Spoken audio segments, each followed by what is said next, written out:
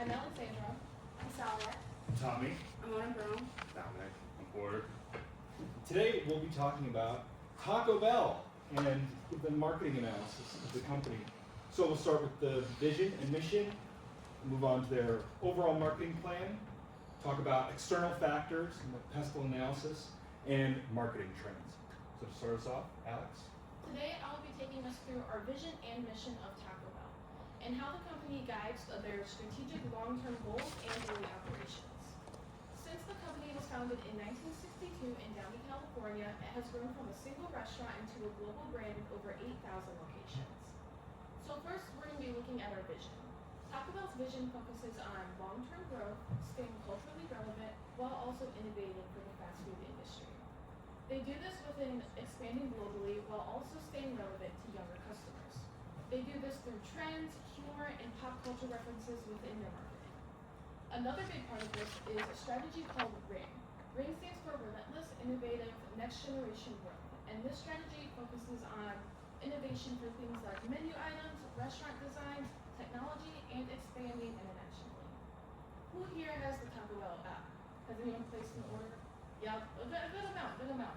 Technology also plays a big role in their vision as they've invested a lot of money into mobile apps, catering, and drive-through for customer satisfaction. As well as Taco Bell is also supported by their parent company, Yum Brands. Yum Brands is known for creating love and trusted restaurants throughout the world, and them being supported by Yum Brands helps them expand more globally and continue with their innovations. Moving on to our mission, their mission is to deliver craveable Mexican-inspired food, note the inspired, with fast, friendly, and accurate service. They also prioritize affordable and consistency so the customer feels like they're getting good value each time. Another main goal of their mission is to help their own employees by offering training programs, leadership opportunities, and even tuition in some instances. This can help people personally and professionally. The second part of their mission is to give back to the community. Through the Taco Bell Foundation, they help education and career programs throughout workers and employees. Overall, both our mission and vision focus on innovation, growth, and creating value for our customers while supporting our employees and community. Now we're going to be heading over to our marketing plan. Thank you, Alex. So, the Taco Bell's marketing plan focusing on product, product, promotion, price, and placement. So starting with price, Taco Bell is notoriously known for reliably being affordable with its current $3 menu where you can buy a taco for $1.50 or cheaper, and it's pretty consistent with its what it's like. You know the quality of the food at Taco Bell. So speaking of the quality of food, moving on to product, Taco Bell is Mexican-inspired food, as Alex said, focusing on tacos and like nacho fries. But to keep customers coming back, they introduce new menus every 4 weeks, and they also have seasonal drinks like different Baja Blast flavors or cupcake drinks.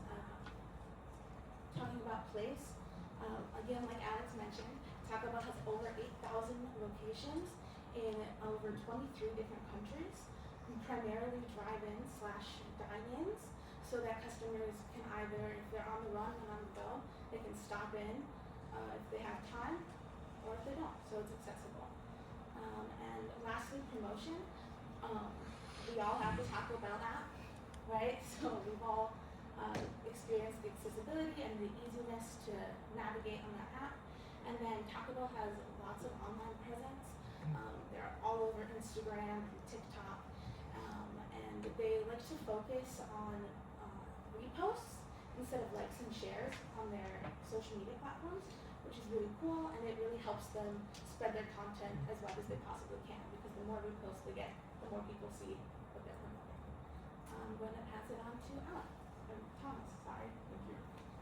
All right, so there are a lot of external and environmental factors that influence the marketing decision making for the company. So first we'll move into politics.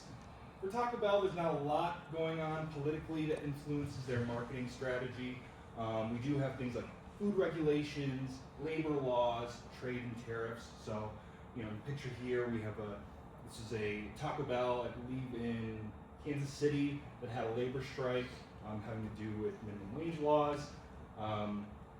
Food regulations, if it makes it costly to either supply labor or to produce food, this can have an impact on the company's overall direction.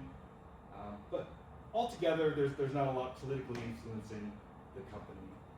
Economics, however, has a big role in the company's decision making. So inflation's obviously a big one. We all experience it. The price of a taco in 1990 is not the same as a price of a taco in 2026.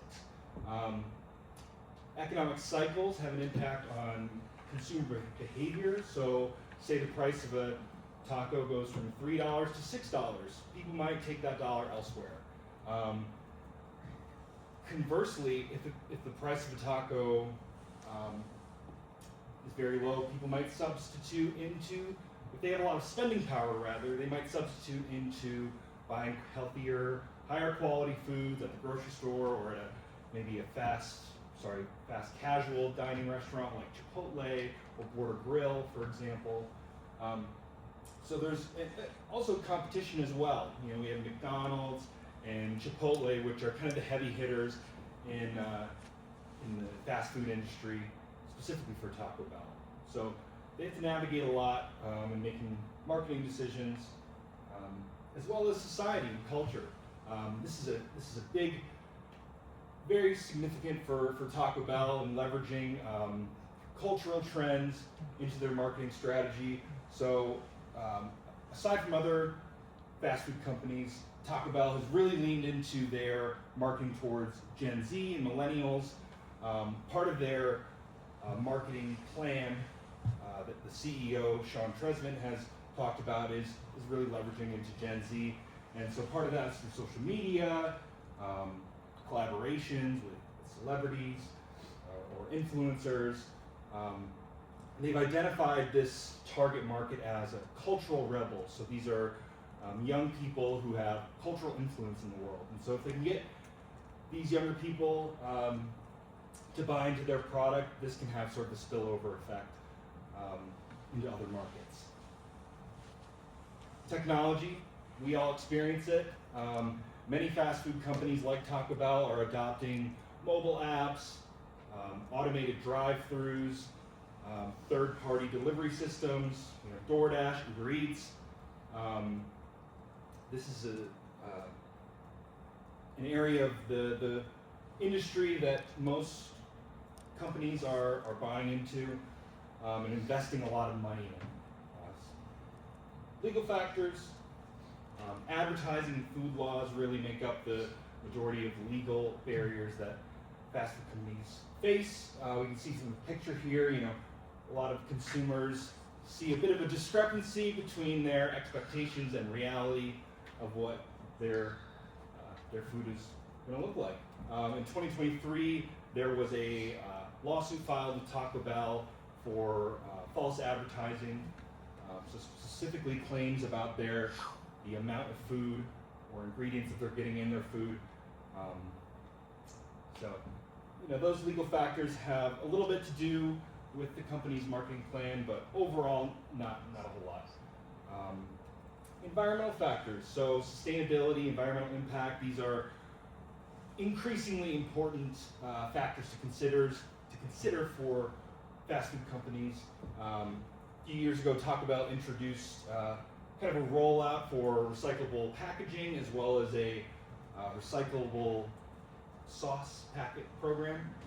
And on their website as well, they have a whole page dedicated to their commitment to renewable energy, animal welfare. So really they're trying to address sort of cultural trends towards environmentalism. They see that consumers will invest more money if the company is invested in environmental sustainability. So those are the external factors. Move on to Autumn. Hi, so slide 4 is basically market trends. It's going to be a SWOT analysis, STP. trends. Basically, what are internal factors are things that Taco Bell can control. It is a recognizable brand. It's been around for 64 years. As of March of 2026, it has approximately 8,000 locations. That's why it's network stores.